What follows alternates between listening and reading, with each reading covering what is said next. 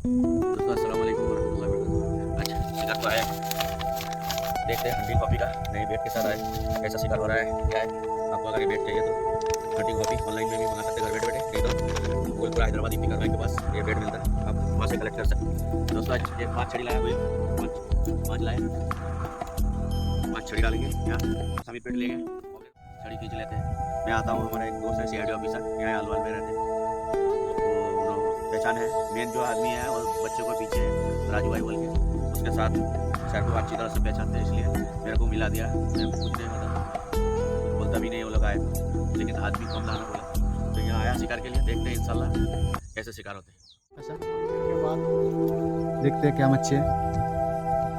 नजीब भाई ने बहुत जोर से खींच रहा।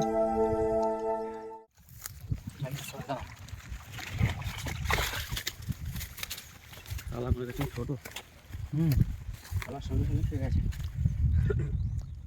এটা লরম ছিল বলে বুঝতে পেরেছো।